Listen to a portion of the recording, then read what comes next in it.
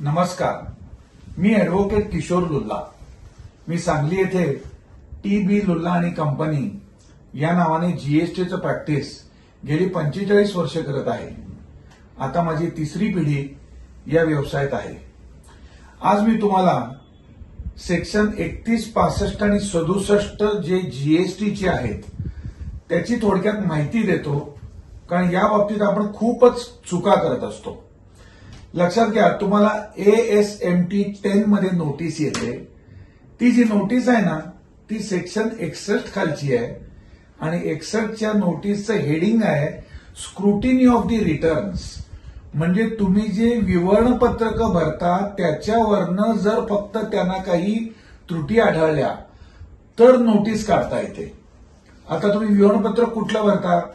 GSTR 1, GSTR 3B आणि ज्या मोठ्या केसेस आहेत त्यामध्ये GSTR 9 आणि 9C. या 4 डॉक्युमेंट्स मधूनच जर त्यांना काही त्रुटी आढळल्या तर ते सेक्शन 61 खाली ASMT 10 काढू शकतात.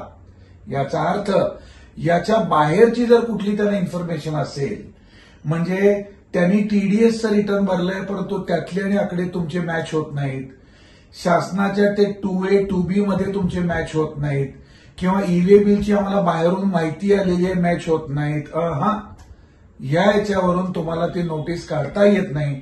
त्यामुळे तुम्ही उत्तर देण्यापूर्वी तुमचे जे मुद्दे काढले तुमच्या विरुद्ध ASMT 10 मध्ये ते स्क्रुटिनी ऑफ द रिटर्न्स प्रमाणेच आहेत का याची खात्री करा. जर त्यांना स्क्रुटिनी ऑफ द रिटर्नच्या बाहेर जाऊन जर तुमच्याकडनं जर बरीचशी माहिती घ्यायची आहे तर त्याच्यासाठी सेक्शन 65 दिलाय, ऑडिट ऑफ द अथॉरिटीज. म्हणजे ते तुम्हाला नोटीस काढतील, तुम्हाला अपॉइंटमेंट घेतील आणि तुमच्या दुकानात येऊन मग त्या सर्व गोष्टी ते तपासू शकतात. आणि याच्या पुढे जाऊन त्यांना जर काही करायचं असेल तर त्याला सेक्शन 67 दिलेला आहे.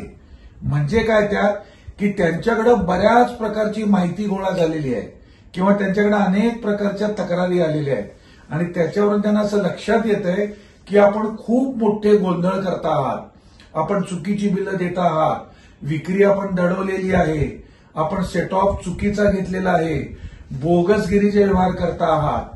त्या केसमध्ये ते तुमच्या दुकानात येऊ शकतात आणि त्यावेळी देखील इन्स्पेक्शन किंवा सर्च आणि सीझर अशा त्यांना पॉवर्स वापरता येतील. त्याचे तपशील सुद्धा तुम्ही वाचून घ्यावेत, कारण जर इन्स्पेक्शनची पॉवर दिली असेल तर फक्त इन्स्पेक्शन घेता येतं. सर्च केव्हा घेता येतं? जर त्याच्यापेक्षा जास्त काही त्यांच्याकडे माहिती दडवादडवीची मिळालेली असेल तर. आणि रेकॉर्ड सीज केव्हा करता येतं? ज्यावेळी तुम्ही त्यांना समाधानकारक उत्तर देत नाही त्यावेळी ते रेकॉर्ड सीज करू शकतात. परंतु कोणत्याही परिस्थितीत ते तुमच्याकडून गोल्ड, ज्वेलरी, पैसे, कॅश सीज करू शकत नाहीत.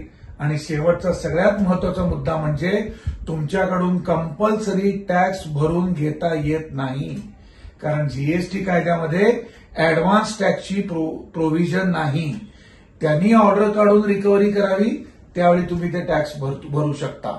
म्हणजे आज मी तुम्हाला सेक्शन 61 म्हणजे scrutiny of the returns, section 65 म्हणजे ऑडिट बाय अथॉरिटीज आणि सेक्शन 67 म्हणजे पॉवर ऑफ इन्स्पेक्शन, सर्च आणि सीझर याच्या मर्यादा सांगितल्या.